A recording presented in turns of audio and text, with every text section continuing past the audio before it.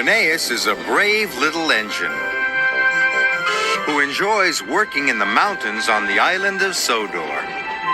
Even though he is little, Rheneas loves feeling like a really useful engine. One day, Sir Topham Hatt came to see Rheneas. "I have a very important job for you," he boomed. "An important job?" cried Rheneas. "Oh, thank you, sir." "You are to take some school children up into the mountains. You must make sure they have a wonderful time and are back in time for their lunch." "Yes, sir," said Rheneas. But he was worried. He wasn't sure he was good enough to make the trip special. When Rheneas arrived at the station, the children and their teacher were waiting on the platform.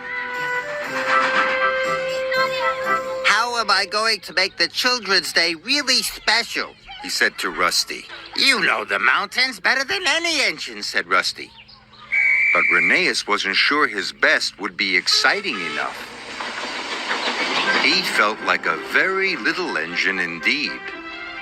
Sir Topham Hatt had told Rheneas's driver to point out all the beautiful sights along the way.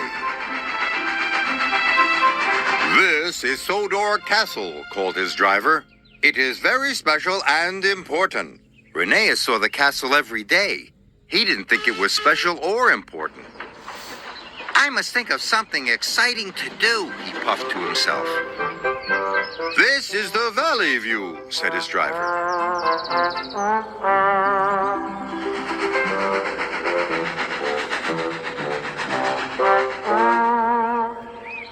"And here's the viaduct."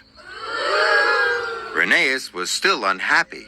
The trip didn't seem wonderful to him at all.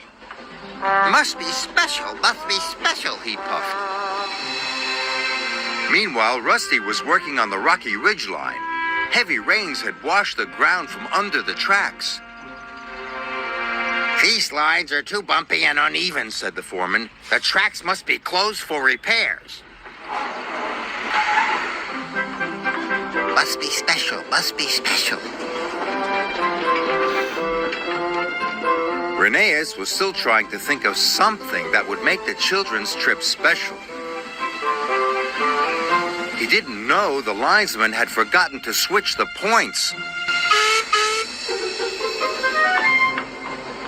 Suddenly, Rheneas was on the wrong track. "Oh no!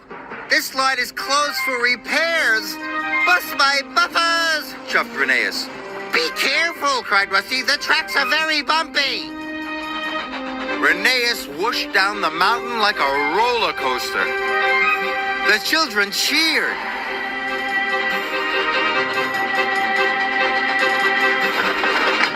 Rheneas puffed up the rocky ridge with all his might. His coach clattered and bumped and bounced along behind.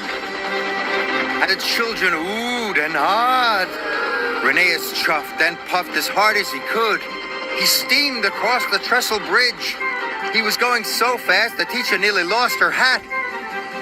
Rheneas splashed under a waterfall.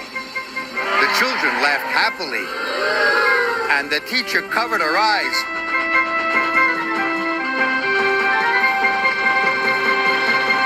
At last, they could see the station. Rheneas was very tired and worried. What would Sir Topham Hatt say?